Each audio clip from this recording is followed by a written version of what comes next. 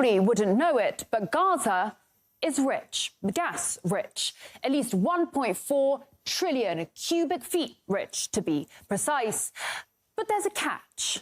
Geologists and natural resources economists have confirmed that the occupied Palestinian territory lies above sizable reservoirs of oil and natural gas wealth in Area C of the occupied West Bank and the Mediterranean coast off the Gaza Strip. To date, the real and opportunity costs of the occupation exclusively in the area of oil and natural gas have accumulated to tens, if not hundreds of billions of dollars. Back in 1999, the Palestinian authorities signed a deal with British Gas. Just off the Gaza coast, they struck it lucky, and 2 wells were drilled. That's Gaza Marine 1 and 2. It was a multi-billion-dollar gift from God, an economic boon both home and abroad.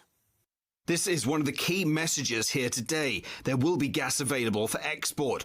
And from my conversations with Palestinian officials, including President Arafat, it is clear that they have no interest in just sitting on a gas surplus. Fast forward to 2007, Hamas comes to power and Israel launches an offensive on the Gaza Strip, leaving behind 1,400 dead Palestinians, but taking with it the gas fields. Now, within the year, Israel announced the discovery of the Leviathan natural gas field, which did include Gaza's riches, all in all valued at $453 billion. Now, since then, Gazans haven't seen a shekel, or to be more accurate, they have been denied around $47 billion in revenue. As for Tel Aviv, well, it's gunning to become a new hub. This is a historical moment in which the small country of Israel becomes a significant player in the global energy market. The Memorandum of Understanding will enable Israel, for the first time, to export Israeli natural gas to Europe. And it is even more impressive looking at the significant set of agreements we signed over the last year, which position Israel and the Israeli energy and water sectors as a key global player. Let's just run through this then. At that moment in time, so we're talking 2022, Russian oil and gas was sanctioned. Iranian oil was sanctioned. Syrian oil fields were, and still are, illegally occupied by US forces. Now, the key port of Latakia was being bombed by Israel, and the port of Beirut, the gateway to the Middle East, lay in ruins. Enter this small country of Israel right here with its seas of gas, its working ports, an answer to Europe's problems, and perhaps, most critically, the US blessing. Because in case you didn't know, US Congress has decided that Israeli energy is in the highest national security interests of Washington. So DC was only too happy for Tel Aviv to become a key global player. After all, it had itself previously mulled over ways in which to make its 51st state a window onto Europe.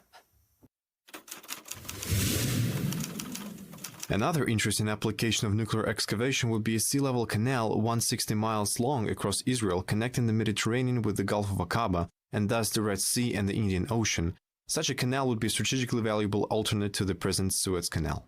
The Suez Canal is a gold mine. It connects the Mediterranean Sea to the Indian Ocean via the Red Sea. It is the link between Asia and Europe. Every day, almost 3 million barrels of oil, 8% of global LNG, 50 ships, $9 billion worth of cargo, 12% of global trade all pass along this right here single canal. Remember in 2021 how a container ship ran aground in the Suez? Global trade was brought to its knees. The alternative route via the Cape of Good Hope adds around 9 days and 7,000 kilometers to the journey. There is no replacement for the Suez Canal, except perhaps for the Ben Gurion Canal. Now, what the US had been thinking about back in the 60s was dropping 520 nukes on parts of Israel, all to build a 260-kilometer-long canal that would start at the Red Sea down there in the port city of Eilat, run through the Negev Desert, and pour out into the Mediterranean. Where exactly? Right next to northern Gaza, the same northern Gaza that is currently being bombarded and depopulated. Egypt and its money-making Suez Canal would just be sidelined.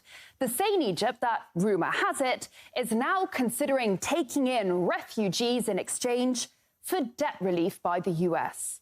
And if you think it's crude of me to talk business during times of an existential war, think again.